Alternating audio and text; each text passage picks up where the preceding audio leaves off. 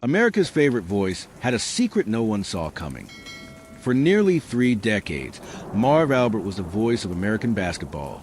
His booming yes call after a successful shot became synonymous with the NBA. He was a beloved broadcaster whose voice carried playoff games into living rooms across the country, from New York to Los Angeles.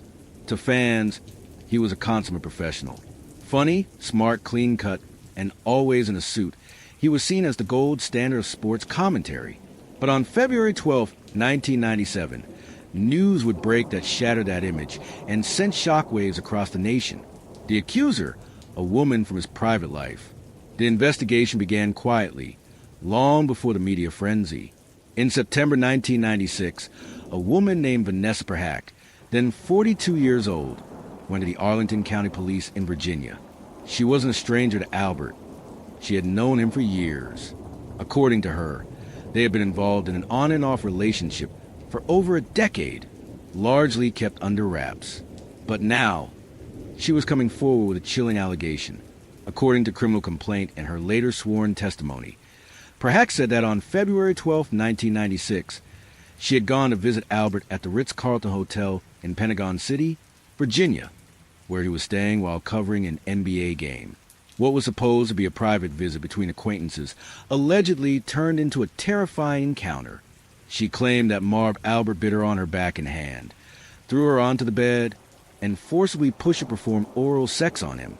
When she resisted, he allegedly threw her to the ground, bit her again, and continued the attack.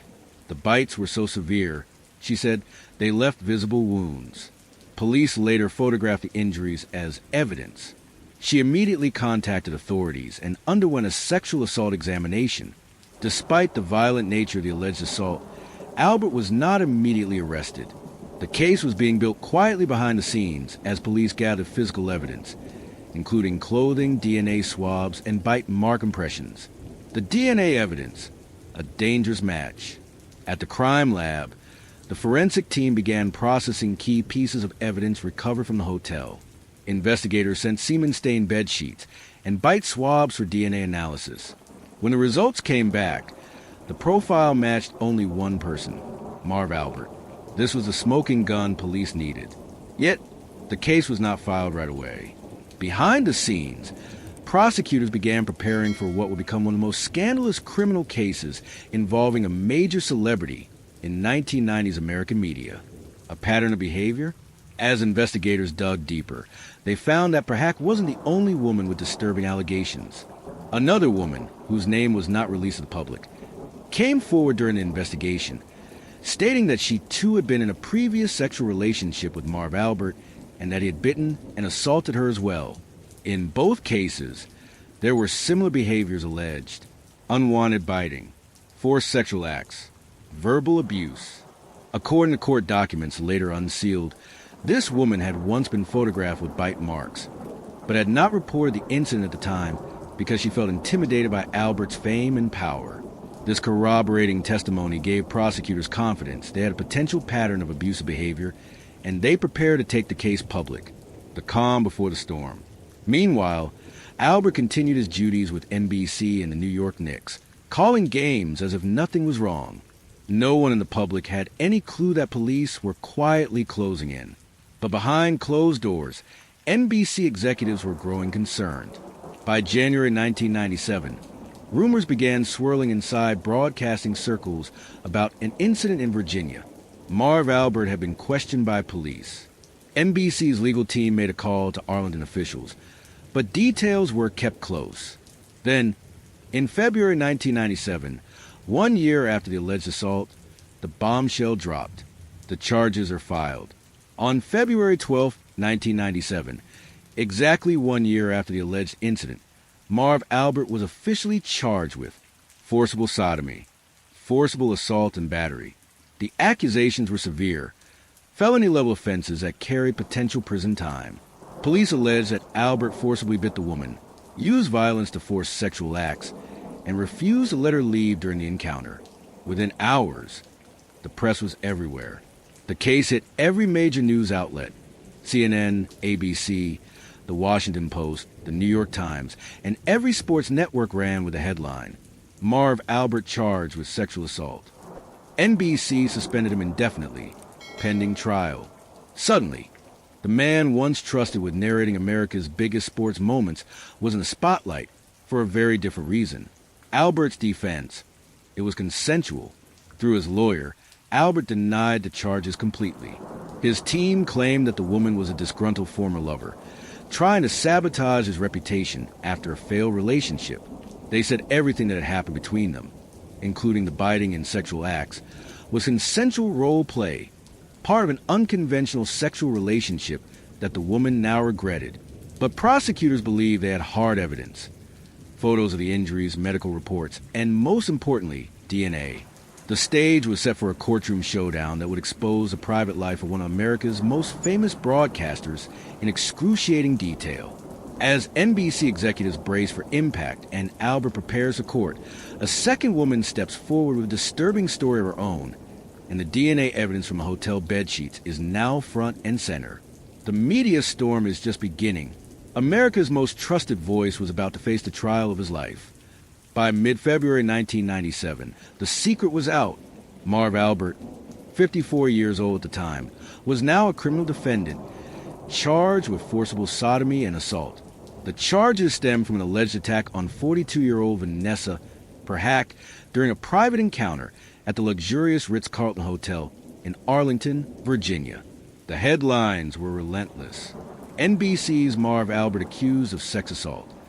Beloved sportscaster or sexual predator?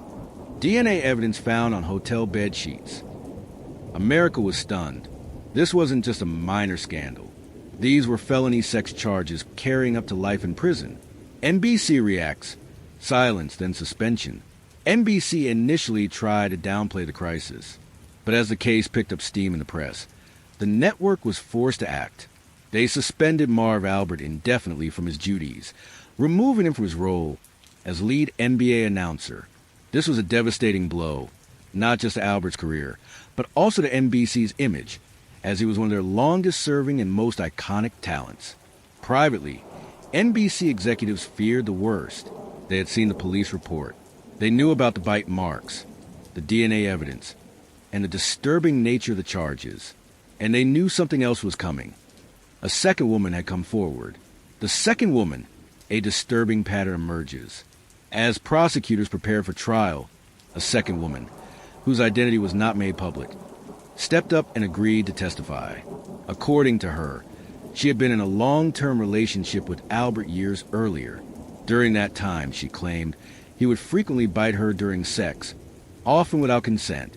On at least one occasion, she said, he became violent, allegedly demanding oral sex and forcing her to comply. She claimed she had taken photos of her bite marks at the time, but never filed a police report out of fear of not being believed. But now, with Vanessa Perhack speaking out, she decided to come forward. Her testimony would become critical corroborating evidence, showing a pattern of unwanted violence, domination, and control in Albert's private relationships. The hotel evidence. Physical proof ties him to the crime scene. By spring 1997, forensic results from the Virginia State Crime Lab confirmed what prosecutors already suspected. Marv Albert's DNA was found on the bite wound swabs. His semen was found on the bed sheets. The hair recovered from the bed matched him. This wasn't just he said, she said. It was science versus denial. Albert's defense argued that the evidence only proved sex occurred, not that it was non-consensual. They continued pushing the narrative that the encounter was part of an ongoing consensual relationship, and that Perhack was retaliating after a personal falling out. But the details in the complaint painted a much darker picture. Perhack claimed she cried and begged him to stop. She said she tried to leave the room, but he blocked the door. She told police that he became like another person, controlling, aggressive, unrecognizable. The charges: felony forcible sodomy and assault. Prosecutors hit Albert with two major charges. Forcible sodomy, a Class II felony in Virginia, punishable by up to life in prison. Forcible assault and battery, a lesser charge, but one that helped reinforce the violent nature of the act. Albert pleaded not guilty to both counts and hired a high-powered legal team. They immediately began preparing for a full jury trial. As the trial date approached, the public appetite for details intensified. This was no longer just a legal matter. It was a full-blown cultural moment. Talk shows debated whether Albert's kinkier side, including allegations of cross-dressing and role-play, should be used against him. Tabloids ran wild with claims, including rumors about wigs, garter belts, and fishnet stockings found in his hotel room, a detail that was never confirmed officially but fueled the media circus. Defense strategy. It was consensual. Albert's lawyers began laying the groundwork for a bold defense. They acknowledged the sexual relationship between Albert and Perhac. They admitted there was sex in the hotel room, but they insisted it was mutually agreed upon, part of a long-term, consensual role-playing relationship. The biting, they argued, was part of their dynamic. To support this, they hinted that the second accuser would also reveal a history of alternative sexual practices, which they hoped would cast doubt on her credibility. But prosecutors had the medical reports, the bruises and the bite wounds, and they were confident that juries wouldn't see consensual role play, they'd see abuse. As the trial date neared, there was growing speculation that Albert might take a plea deal, but publicly he stood firm. In August 1997, Albert sat down for a brief statement to the press outside court. "I am innocent of the charges against me. I look forward to proving that in court." Behind the scenes, though, everything was crumbling. A stunning development. Trial begins. On September 22, 1997, the trial began at Arlington County Circuit Court. Inside the packed courtroom, prosecutors described a violent sexual assault. The victim's photographs were shown to the jury. Red, deep bite marks, bruises on her back, arm, and thigh. Vanessa Perhac took the stand and told the jury, "He bit me, he threw me down, he wouldn't stop." Forensic experts testified that the bite marks matched Marv Albert's dental pattern with near certainty.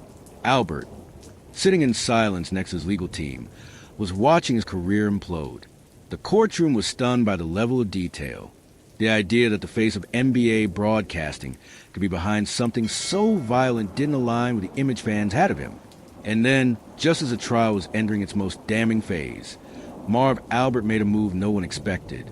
Faced with overwhelming evidence and brutal public testimony, Marv Albert walks into court and stuns the nation with a sudden plea. But what he admits to and what he avoids will change the course of the case forever. Follow for part 2.